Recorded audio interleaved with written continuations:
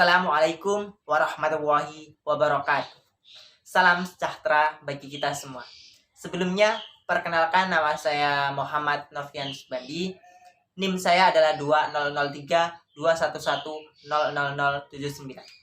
Saya merupakan mahasiswa agribisnis kelas C. Di sini saya akan membahas sedikit tentang tayamum. Sebelum kita membahas tentang tayamum, terlebih dahulu perlu kita ketahui yaitu toharo. Di mana toharo ini biasa diartikan sebagai bersuci. Toharo merupakan suatu kegiatan bersuci dari hadas kecil, hadas besar, najis ringan, ataupun najis berat. Di dalam toharo sendiri terdapat beberapa cara untuk bersuci, yaitu yang pertama wudhu, yang kedua mandi besar atau mandi wajib, kemudian yang ketiga yaitu tayamum. Yang pertama yaitu wudhu, di mana suatu kegiatan untuk bersuci menggunakan media air. Di mana ketika kita hendak melakukan sholat, hendak melakukan membaca Al-Quran, kita diwajibkan untuk berwudhu atau membersihkan diri dengan cara wudhu tersebut. Kemudian yang kedua yaitu mandi besar atau mandi wajib. Ketika kita sedang junub, maka kita diwajibkan untuk mandi besar ataupun mandi wajib. Ada pula juga ketika terdapat perempuan sedang haid, kemudian haid itu selesai, maka dia diwajibkan untuk mandi besar atau mandi wajib. Dan ada pula ketika kita hendak melakukan sholat Jumat, sholat Id, kita juga disunahkan untuk mandi wajib atau mandi besar. Kemudian yang ketiga yaitu tayamum.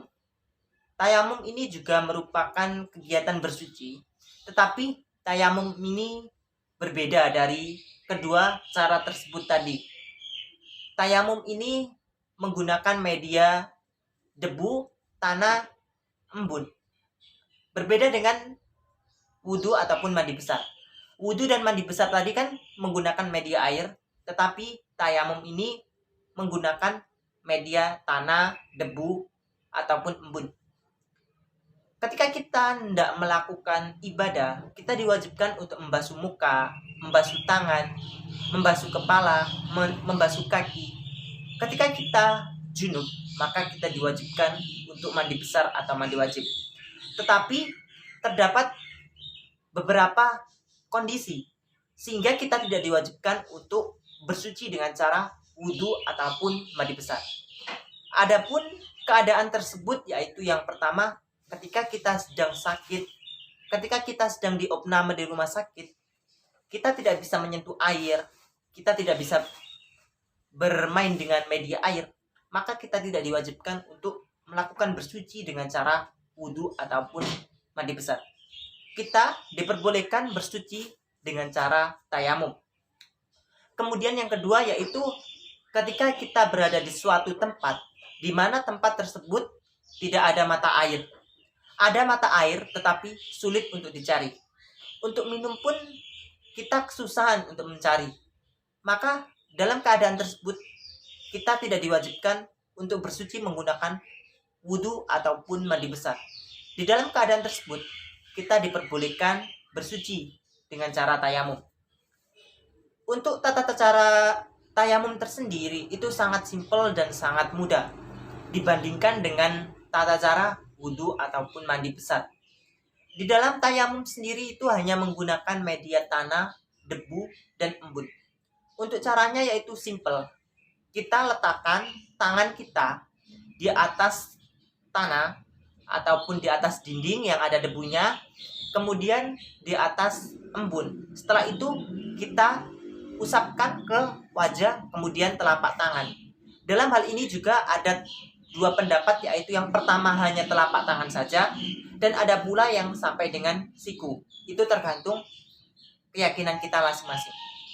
Sebelum kita melakukan tayamum, kita harus mengetahui terlebih dahulu tanah tersebut suci, terus debu tersebut suci, embun tersebut suci.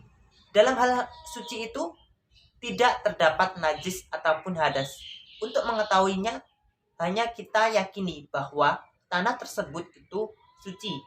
Kita harus mengeceknya terlebih dahulu. Takutnya nanti kan ada najisnya ataupun ada hadasnya.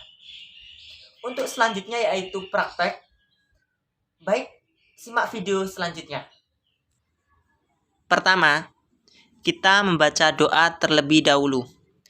Ada yang melafalkannya dan ada pula yang di dalam hati. Itu sesuai dengan keyakinan kita masing-masing.